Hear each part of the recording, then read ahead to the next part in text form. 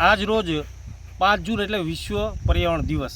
આજ રોજ પીઠુ બાપુનો ફોન આવ્યો કે વિપુલભાઈ મારા ફાધરના માનમાં એટલે કે ભીમ બાપુના બોરીચાના માનમાં એક વૃક્ષ મંદિરનું અહીંયા આગળ 3 વીઘાની અંદર કરવામાં આવ્યું હતું. આ પ્રેરણા મોરારી બાપુએ આપી હતી.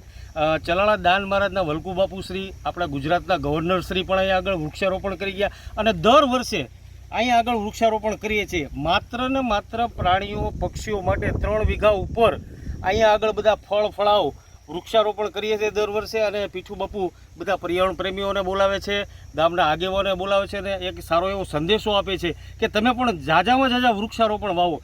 કારણ કે ગ્લોબલ વોર્મિંગ અત્યારે થઈ રહ્યું છે. તમે તાપમાન જોવો છો 48 ડિગ્રી ગુજરાતની અંદર થઈ રહ્યું છે. જો આપણે બધા વૃક્ષો બચાવીશું તો જ આપણે આ બધું કરી શકીશું. તો મારે સરકારને પણ આ તકે વિનંતી છે કે આ વિસ્તારની અંદર ગીધો ખૂબ મોટા પ્રમાણમાં છે, પણ તોકતે વાવાઝોડા પછી અહીંની ગીધ કોલોની જતી રહી છે. તો મારે સરકારને એ પણ એક વિનંતી છે કે રાજુલા જાફરાબાદ વિસ્તારની અંદર એક જટાયુ વન જો કરવામાં આવે તો અમારા ફરી વખત ગીધ પણ આ વિસ્તારની અંદર પાછા મળે. આ તકે પીઠુ બાપુ અને એના પરિવારને ખૂબ ખૂબ અભિનંદન કે આવું સારું કાર્ય આજ 5 જૂનને દિવસે કર્યું. એમના ફાધરના માનમાં આખું વૃક્ષ મંદિર બનાવ્યું છે, એક ફરવાલાયક સ્થળ જેવું સ્પોટ બનાવ્યું છે અને પ્રાણીઓ પક્ષીઓ માટે એક સ્વર્ગ જેવું આશ્રય સ્થાન આપ્યું છે. એ બદલ બોરીચા પરિવારને પણ ખૂબ ખૂબ અભિનંદન આ તકે.